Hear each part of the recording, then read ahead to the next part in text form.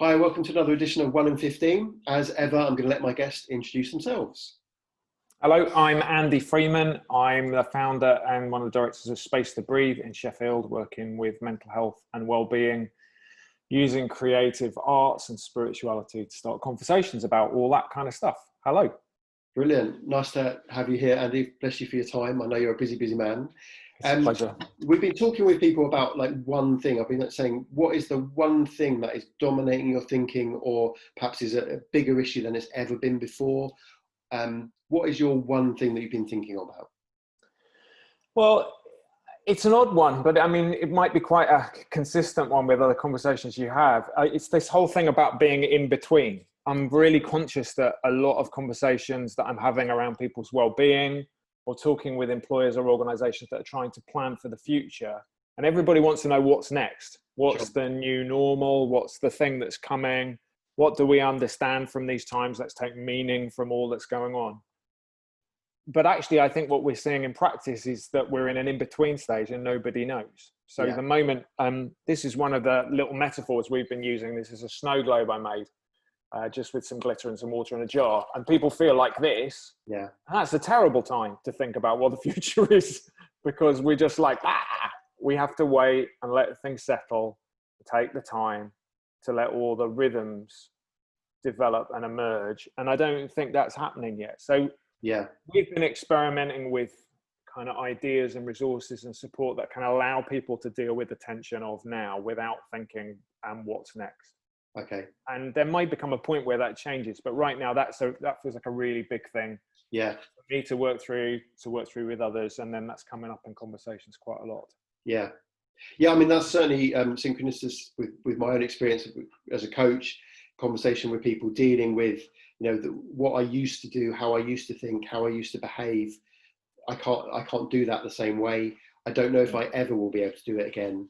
And I'm kind of having to survive day to day. And I know you're familiar with the concept. We've talked with other guests about this idea of liminality, of being, of having left something but not yet arrived, this in-between thing you're talking about.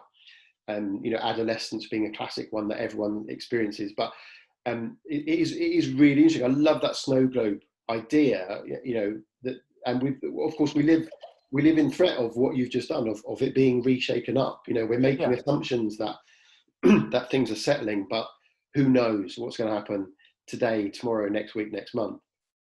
So and I think sorry.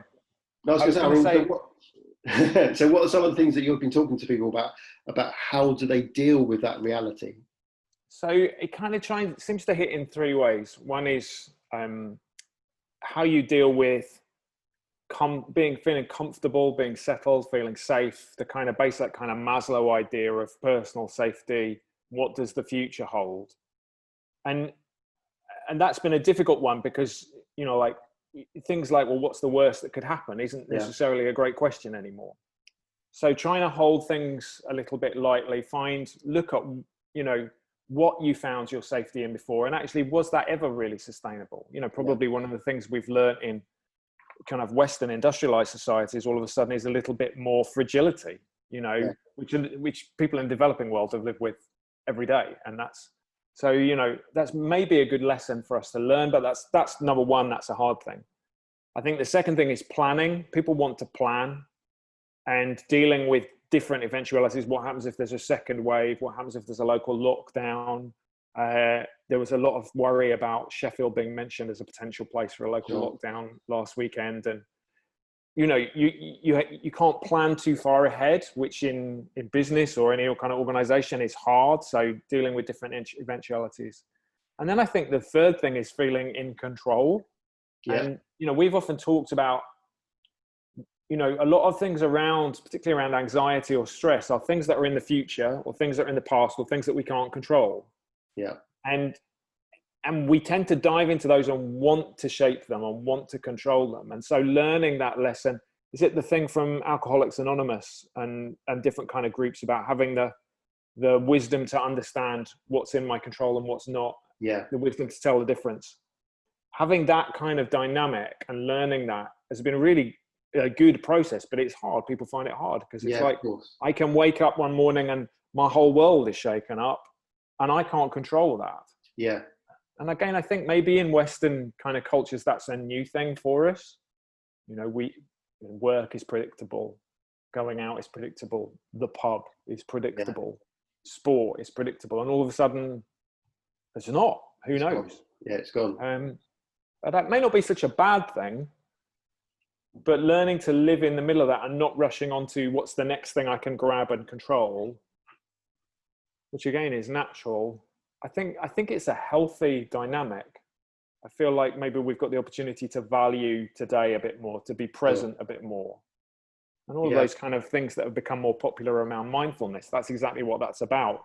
We spend so much time living in the past, the future. How can I live now, value now, accept now, plan for today, enjoy today rather than being in the future?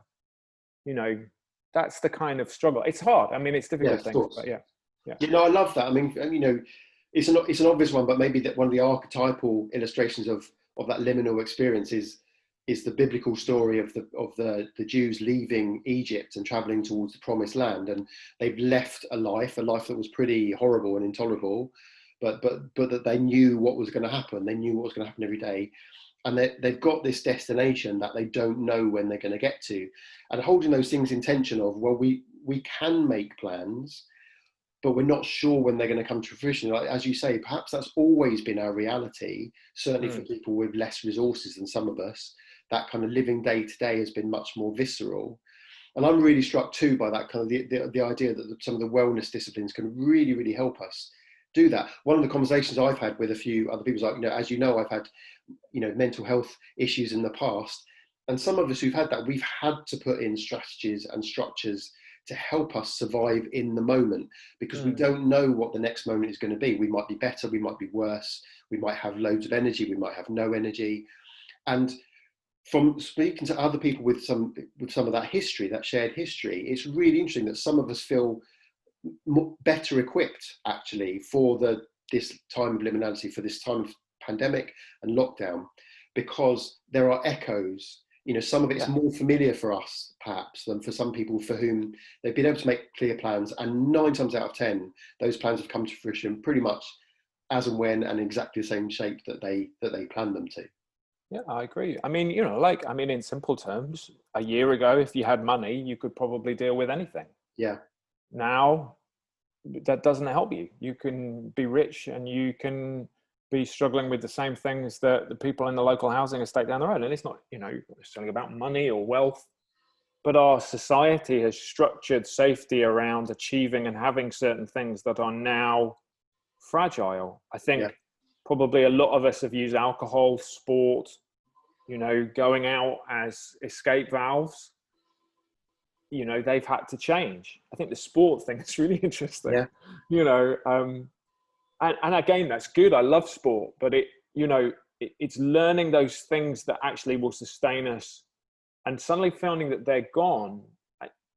I don't think there's nothing good about what's happened in the moment, but I think there might be things that are having light shone on that might help us. To think about how we deal with anxiety and stress. And we've talked with many people who for the first time ever are having panic attacks or abnormal anxiety or dealing with extreme stress and not knowing how to manage it.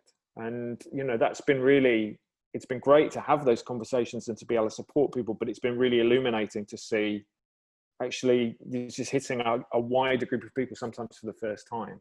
And that might be one of the roll-ons from all of this, is how do we help people who aren't attuned to deal with abnormal anxiety or panic attacks? How do we help people with that in the future? I think you're right. It's a tenuous and you have to kind of word it carefully, but there's this idea that absolutely that we wouldn't have wished this situation on ourselves. We don't want to celebrate it, certainly, but there are learning points that we can notice and draw out of it. And again, drawing back to that idea of the people traveling towards the promised land, that one of the fixed ideas there that became really important to them was this daily bread, the manna from heaven, that was enough. It was enough for today. It wasn't enough for tomorrow. You couldn't store and plan up because it went off. It went rotten. and that appreciation that they must have had. I'm sure it took them a while to get their heads around it. I'm sure they didn't celebrate in the way that we might kind of piously expect them to. But this idea that, well, what I've got is enough for today. It's enough for me and my family today. And then that reliance on the community. So if you couldn't go and get it yourself, somebody went and got it for you. And I think we've seen echoes of that. You know, I've talked to people in my street that I've lived in this road for 5 years, that I've never said anything other than hello to or good morning. And now we feel like we know each other a little bit more. You know, they know that if they can't get to the shops, they can ask me to go for them, or vice versa. And it's a beautiful thing. There's beauty coming out of this horrible and difficult situation. And so the thing that I'm really interested in is, how do we hold on to that beauty, and so that we don't kind of get sucked back into the old way of doing things and miss the new good things, as well as rushing appropriately to re-embrace the old good things that we've missed. And it's interesting, isn't it? The research is suggesting that most people don't want to go back to what was before, but I don't know whether we've ever really defined what before was. You know, we do some work, you know, on a couple of undergraduate courses talking about consumerism. And usually it's a case of opening people's eyes and seeing the systems that operate around us that almost are like a spirituality, like a faith, that we are discipled into those things. So to say, well, I don't want to go back to the old and I want a new normal, I think that's a great conversation to have, but I doubt we really know what that is in detail. And our default, our reflex is going to be to go back to finance, economics, market. Yeah. It was very striking to hear Jacinda Ardern at the start of all this, and obviously she's one of the people that's handled this pretty well, saying there are bigger things than the economy. I've never heard a politician say that before. Never. That was amazing. But again, like, I don't want to turn this into like a mini sermonette, but that kind of thing of, we understand that draw, don't we? That attraction of the old things, even if we knew they weren't ideal, because they're recognizable and they're comfortable to some extent. You know, so the Jews on that journey very quickly went, oh, it would have been better if we were still in Egypt. You know, in captivity and in the horrible situations that for generations they've been trying to get away from, but they knew it. That place of safety and security is really, really interesting. And I wonder what those things are going to be for us, that we feel tugged back to, even though in the cold light of day we can go, well, that wasn't perfect, or actually I don't want to go back there, but I can recognize the attraction of at least knowing it. I mean, that's an interesting analogy and story to draw in, because they were pissed, weren't they? They didn't, they said, well, we'd rather go back to having chains and carrying large stones and building pyramids because we got 3 square meals a day. But in that in-between stage, I mean, firstly, it was longer than they thought. Yeah. That's where they did all their values building, Moses with his tablets and everything. That all happened there. It didn't happen when they got to the milk and honey and whatever. And then the third thing is obviously Yahweh understood that some sort of comfort was required. So they had the pillar of fire and the pillar of smoke. They had the tent with the cloud and everything. And there was, he didn't just leave them to it. He understood that this is difficult. And I always like with liminality, the idea of being in a doorway, because I don't know if you've ever had a doorway conversation with a neighbor. It's slightly uncomfortable. Yeah. It's like, well, I'm not in. I mean, it happens a lot more in the north, to be honest. Since I moved up here, I learned this a lot more. There's less of a sense of come into my living room. Doorway conversations happen more, and you need to learn that you're on the threshold, and I need to learn and the trust to come into your house, same as you would to me.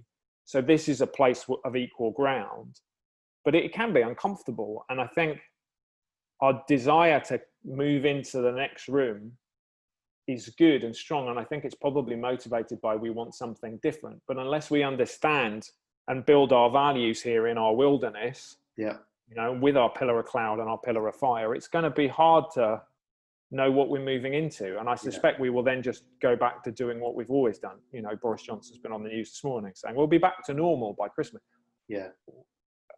Hello, people don't want to get back to normal. I mean, I get what you mean, and bits of normality. Yeah, I completely with that. I'd like to go and watch football again. I'd like to go to the pub without worrying, whether I'm you know, inadvertently affecting somebody with a virus, Yeah. you know. But I think if I want to hear this, what's different, I need to understand what's going on here and take my time in it. And I suspect that's going to be years, not minutes. Yeah. And it's an opportunity for us to be conscious of and to grasp, is that we are pretty much bang out of time. So I think I've loved this discussion because there's so much hope in it, a mixed, you know, understanding the tension and the stress, the pressures and the tensions, but it's really exciting actually, because we have an opportunity to be deliberate. You know, the future isn't set in the way that we maybe assumed it was, and Yeah. we can reimagine the future, that kind of brave new world idea. Arguably an opportunity that no generation, you know, certainly in living memory, has had before us, if we grasp it. So, you know, give me one thing that people listening to can go away with and go, that's what I can do today to get my head around this, or to make some kind of progress. Well, there's a question that I use quite a lot: what is helpful and what is harmful? And so I'm trying to think, what's a helpful future for me? And to do that, I have to look at what's in my life right now and say what's helpful and what's harmful, and take the helpful things with me. Yeah. You know, so that would be one thing I would do, is a little opportunity to say, well, what's helpful and how can I take that forward? Okay, that's really great, Andy. Thank you. I wish we had a lot more time. I'm sure we'll have other conversations. But yeah, so that idea of reflecting on what's helpful, what's harmful is really useful, and trying to find ways of carrying on the helpful. We might have to do it slightly different ways, but kind of carry on the ethos of that is really brilliant. Andy Freeman, thank you very much, mate. Pleasure. Cheers.